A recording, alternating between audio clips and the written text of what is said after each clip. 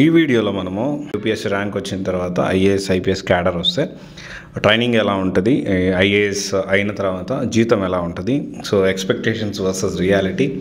So and at the same time ఈ training ఫేజ్లో మనము ఫేజ్ 1 ఫేజ్ 2 ట్రైనింగ్స్ ఉంటాయి.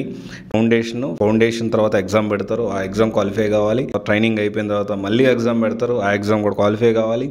ఆ తర్వాత ఫేజ్ 2 ట్రైనింగ్ ఉంటుంది. ఆ తర్వాత మీకు ఎగ్జామ్ ఏం పెట్టరు. బట్ ఏంటి అంటే ఇలా స్టెప్ బై స్టెప్ ప్రాసెస్ అనేది మనం ఈ వీడియోలో మనం అర్థం చేసుకోవడానికి ప్రయత్నం చేద్దాము.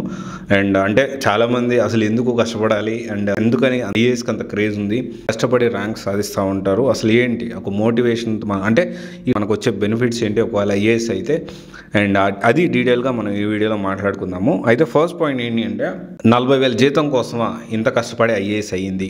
సో థంబ్నెయిల్ చూసారు కదా. సో నిజంగా ఏంటి అంటే మనకి చాలామంది రాంగ్లీ ఎక్స్పెక్టేషన్స్ పెట్టుకొని వస్తూ ఉంటారు. సో దాంట్లో ఏంటి అంటే చాలా వరకు మనం కష్టపడేటప్పుడు ఐఏఎస్ అయిపోతే ఏదో ప్రపంచంలో వెళ్ళిపోతాము అన్నట్లు, అంటే చాలా వరకు ఇక్కడ ఒక సినారియో అంటే కొంతమంది మనం మాట్లాడినప్పుడు ఎక్స్పెక్టేషన్స్ వర్సెస్ రియాలిటీ అంటే ర్యాంక్ వస్తే మొత్తం లైఫ్ ఇమ్మీడియట్గా ఇన్స్టంట్గా మారిపోద్ది అనుకుంటారు, which is not correct. Okay, ఎందుకంటే ఇప్పుడు మనకి 56,100 ఇప్పుడు ప్రజెంట్ ఇంకా 7th పే కమిషన్ నుంచే అంటే దాన్ని బట్టే మనకి ఇప్పుడు పే అనేది వస్తుంది ఐఏఎస్ ఐపీఎస్ అయితే యూపీఎస్సీ ర్యాంక్ వచ్చిన తర్వాత. సో వీళ్ళకి స్టైఫండ్ కటింగ్స్ అన్నీ పోను 35,000 నుంచి 40,000 మాత్రమే వీళ్ళు ట్రైనింగ్లో ఉన్నప్పుడు వీళ్ళకి వచ్చే జీతం. 10,000 మెస్ ఛార్జ్ అనేవి ఇవి కట్ అవుతాయి, ఇంకా కొంచెం కటింగ్స్ అవి పోను, ఓవరాల్గా 35,000 to 40,000 మాత్రమే వీళ్ళ జీతం వస్తుంది. సో ఇక్కడ 40,000 జీతం కోసమా ఇంత కష్టపడి ఐఏఎస్ అయ్యింది అంటే కాదు, దానికి ఇంకా చాలా బెనిఫిట్స్ ఉన్నాయి. ఆ బెనిఫిట్స్ ఏంటనేది మనం తెలుసుకుందాము. సో ఫస్ట్ ఆఫ్ ఆల్ ఏంటి అంటే ట్రైనింగ్లో ఉత్తరాఖండ్ ముస్సోరీలో జరుగుతుంది, LBSNAలో and Lal Bahadur Shastri national academy administration దాంట్లో జరుగుతుంది. సో వీళ్ళందరినీ ఆఫీసర్స్ ట్రైనీ అంటారు. ఆఫీసర్స్ ట్రైనీ వీళ్ళు ఒక్కసారి ట్రైనింగ్ స్టార్ట్ అయింది అంటే వీళ్ళకి చాలా రెస్ట్రిక్షన్స్ కూడా ఉంటాయి, ఎస్పెషల్లీ సోషల్ మీడియా అంటే పబ్లిక్లో కొంచెం లిమిటేషన్స్ ఉంటాయి. అండ్ ఇంతకుముందు ఇంటర్నల్గా ఫొటోస్ తీయడం అవన్నీ కూడా ఉండే, కానీ ఇప్పుడు అదంతా కూడా ఫొటోస్ కూడా తీయనీరు, వీళ్ళు కొన్ని రెస్ట్రిక్షన్స్ అనేది ఉంటాయి డెఫినెట్లీ. ఇంకా వీళ్ళు ఏంటి అంటే కంప్లీట్లీ వీళ్ళ మీద ఖచ్చితంగా నిఘా అనేది ఎప్పటికప్పుడు ఉంటూనే ఉంటుంది. And at the same time ఇక్కడ ఫౌండేషన్ కోర్సు మళ్ళీ 15 వారాలు జరుగుతుంది. అంటే ఈ నిఘా అనేది తప్పు కాదు. సో డెఫినెట్లీ వీళ్ళు మంచిగా ఉంటున్నారా లేదా అంటే వీళ్ళు ప్రతి ఒక్కటి అబ్జర్వేషన్లో ఉంటారు ఇక, ఎందుకంటే they are the steel frame of India. ఎందుకంటే దేశాన్ని ముందుకు నడిపించే చాలా ఇంపార్టెంట్ రోల్ వీళ్ళు ప్లే చేస్తారు కాబట్టి వీళ్ళని జాగ్రత్తగా చూసుకుంటూనే ఒక డిస్ట్రిక్ట్కి ఒక రాజు ఎలాగైతే ఉంటారో అంత బాగా వీళ్ళని ట్రీట్ చేస్తారు. తర్వాత ఫేజ్ 1 ట్రైనింగ్ వచ్చేసి 22 వీక్స్ ఉంటుంది. తర్వాత డిస్ట్రిక్ట్ ట్రైనింగ్ అనేది ఉంటుంది, అది 52 వీక్స్ ఉంటుంది, అంటే ఆల్మోస్ట్ 1 year ఉంటుంది. ఇది టైంలో 2 months దీనికి సంబంధించి సెక్రటేరియట్గా, తర్వాత సీఎం క్యాంప్ ఆఫీస్లో ఇట్లా రకరకాలుగా వీళ్ళు మల్టిపుల్ వాళ్ళతో వర్క్ చేయాల్సి ఉంటుంది 1 year అనేది. తర్వాత ఫేజ్ 2 ట్రైనింగ్ అనేది 6 weeks ఉంటుంది. తర్వాత మళ్ళీ అసిస్టెంట్ సెక్రటరీ 9 weeks ఉంటుంది. తర్వాత ఇక్కడ ఫౌండేషన్ కోర్స్ విషయం చూసుకుంటే దాదాపు 3 months ఉంటుంది. వీళ్ళకి మెస్ అండ్ అకామిడేషన్ ఛార్జెస్ 10,000 నుంచి అంత కట్ అవుతుంది. కట్ అయ్యి దాదాపు 35,000 నుంచి 40,000. ఇంత కష్టపడి ఐఏఎస్ అయ్యేది 35,000 జీతం కోసం అంటే కాదు. యాక్చువల్లీ ఇక్కడ ఏంటి అంటే వీళ్ళకి చాలా బెనిఫిట్స్ ఉంటాయి. ట్రెక్కింగ్ కానీ వీళ్ళు ట్రైనింగ్లో పార్ట్ అవన్నీ కూడా జార్జ్ ఎవరెస్ట్కి వెళ్తారు, తర్వాత బెనాంగ్ హిల్కి వెళ్తారు, విలేజ్ విజిట్ ప్రోగ్రామ్ ఉంటుంది, అండ్ తర్వాత వచ్చేసి అథ్లెటిక్ మీట్ ఉంటుంది, తర్వాత long jump, high jump, and వీళ్ళకి ఫెస్ట్లు ఉంటాయి, లిటరల్ ఫెస్ట్ ఉంటుంది, తర్వాత ఎక్స్ట్రా కరికులర్ మాడ్యూల్ ఉంటుంది.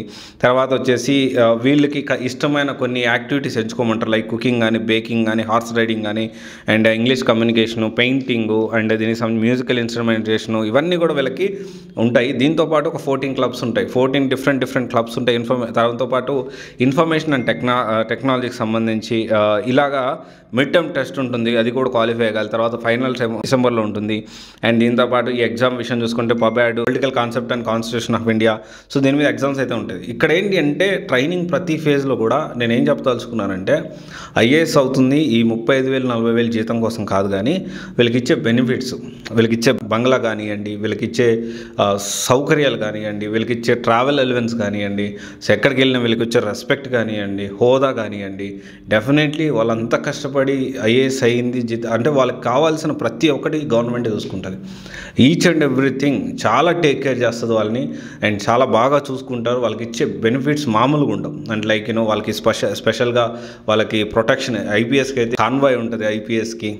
ఐపీఎస్ డిస్టిక్లో ఒక ఊరికి వస్తున్నాడంటే, ఒక టౌన్కి వస్తున్నాడు, ఇంకొక ఊరికి వెళ్తున్నాడంటే మామూలుగా ఉండదు. వాళ్ళకి ఇచ్చే ప్రోటోకాల్స్ ఉంటాయి and at the same time వాళ్ళకి ఇచ్చే కాన్వాయ్ ఉంటుంది. అండ్ బంగ్లా విషయం చూసుకున్నా, పని వాళ్ళు చూసుకున్నా, ఇట్స్ ఆల్మోస్ట్ ఐఏఎస్ అంటే ఇట్ ఈజ్ ఈక్వలెంట్ అంటే రాజులాగే. ఇంకా దానికోసం వాళ్ళు కష్టపడి అంతవరకు తెచ్చుకున్నారు. ఇక్కడ ఏంటి అంటే జీతం కోసం కాదు, ఇదైతే 100% వాస్తవం. ఇక్కడ జీతంతో అసలు పని లేదు నిజంగా చెప్పాలంటే, ఎందుకంటే ప్రతి ఒక్కటి గవర్నమెంటే చూసుకుంటుంది. ఎనీవే ఇప్పుడు 8th పే కమిషన్ వస్తుంది, దీంతోపాటు శాలరీ కూడా పెరుగుతుంది.